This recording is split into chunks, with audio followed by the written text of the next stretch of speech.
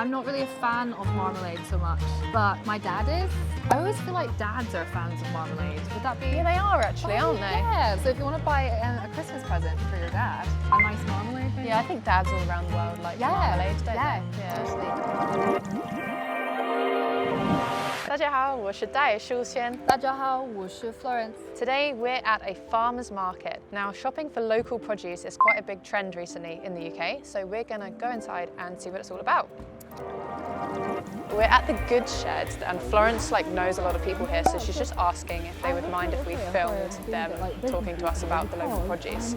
And in a second we're going to have a lovely meal. I've got the menu here. All of the food in the restaurant is from this farmer's market. So it's all grown locally in the UK and then they put it in some delicious food, which we'll see if it actually is delicious later. Okay. These are cows' cheeses. We divide them up between the cows and then we've got the goats, the sheep and the blue. There's such a choice now Oh, of cheeses fantastic. in Britain. I think the last British Cheese Awards, there were over 1,000 entries. It almost died out in the last World War because of rationing on milk. Yeah. So now there's this explosion and Yeah. almost every day there's someone doing a new cheese. Interesting. Just curious as well, what kind of people come in buy these cheeses? What kind of types of people? There's the older professionals, especially in Canterbury, which is a university town. There's lots of academics, those come in. And a lot of students, they're just starting to find an interest in food. They want to find stuff that's local, that's well made.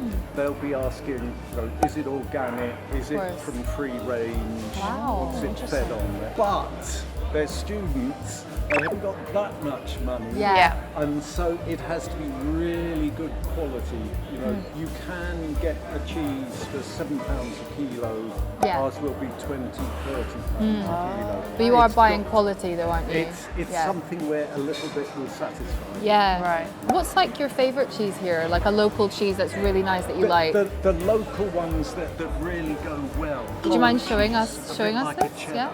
And that's a half wheel of it. Fantastic. And that, you press the cheese hard, and it's just that colour. And then you put these on boards which are covered in dust and mould from other cheeses, and they slowly grow the skin. It's permeable, so it evaporates. So the liquid comes out, which gives you a much more intense Flavour, of course. Yeah, You I get see. the bit that's just cling film wrapped Yeah. in plastic. It's stayed infantile. see. It'll never develop. It'll Yeah, never I see. It's mature. because it's concentrating the flavour Yeah. when it loses its moisture. Interesting. Yeah. And Oh, these wow. ones we make about 7 miles away. Oh, 7 miles away. So this is what we were talking about, really local produce. The cheese is made 7 miles from the cows. So that's where we had to go to get our main ingredients. The only problem we have with this is during the winter it's on the hills. And if it snows, we have to do a deal with the person who snow plows. Oh, the lanes. wow. Yes, snow. get Too it much out. snow, you can't access it. Yeah, Oh, it comes down on the back of the tractor. Oh, well, thank you so much. Yeah, thank you so Amazing. much. Aw, 很可爱. 很可爱。对, they've got interesting types of marmalade here. Suma marmalade, Yes, that's which is a type of Suma. orange. Yeah, What do you think is the delicious. difference between a marmalade, a jelly, and Oh, a jam? yeah, of course. What is the difference? So I think marmalade's quite bitter. I'm not really a fan of marmalade so much, but my dad is. I always feel like dads are fans of marmalade. Would that be? Yeah, they are actually, aren't they? Yeah, so if you want to buy a Christmas present for your dad, a nice marmalade maybe? Yeah, I think dads all around the world like marmalade, don't yeah. I love jam though, personally. they? Maybe it's like the marmalade is made with citrus fruits, and then jam is more berries, and jelly is like other stuff. Maybe that was true. 这个很大, very big. 很大,很大. 很大. 谢谢. I don't even know what that is, do you? Is it a marrow? I don't know. It looks like it's in the fruit section. Maybe a marrow of some kind? Or like a... Oh, squash. Oh, Type of squash. Yes, of Yeah. course. I Had think that it's in my amazing how squashes are just so different. Yeah. Look at this squash compared to this squash. Yeah, or this one. This one's basically like a pumpkin, These, isn't it? This is amazing, yeah. And they're all just called squashes. Yeah, they're all called squashes. It's incredible, really.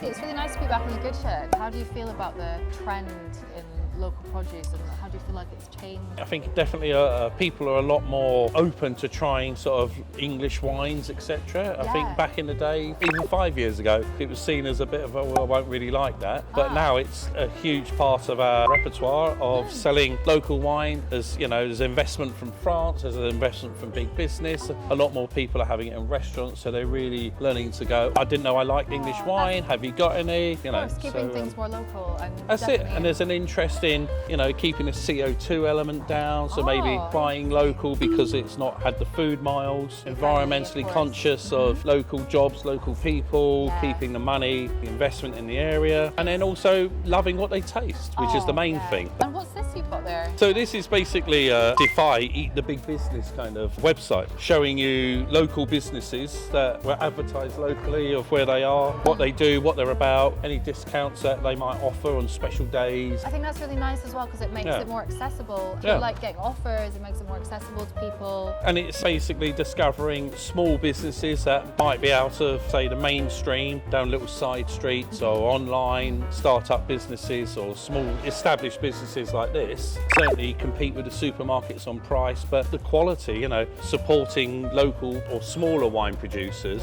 rather than sort of the big multiple chains, which always have their place, but sometimes things like, you know, artisan products, whether it's wine or charcuterie, are what people want in life, you know, even as a little treat. Charcuterie being like cured meats.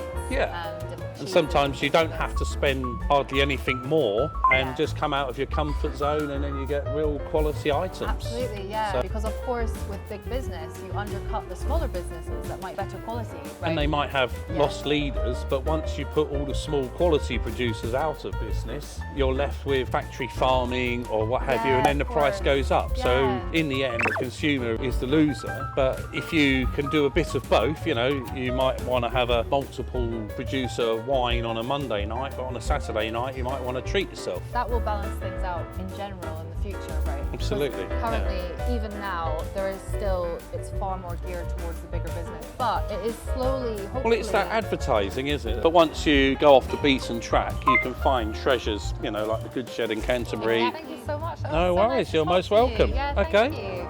Gambe! So yeah, we've ordered 4 dishes between 2.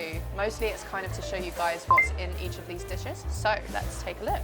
So here we have cod, which is a type of fish, braised leeks, potatoes and bisque, which is kind of like a fish sauce. This one here is wild sea bass, again a type of fish with white beans, clams, chorizo, which is mixed in there, and aioli on top, which is like mayonnaise. Pork chop with carrot and date puree. So puree is something that is kind of like a mushy thing, but is supposedly a posh food. So if you see puree on a menu, you're probably in an expensive restaurant. Sprout tops. So that will be the vegetable that's there.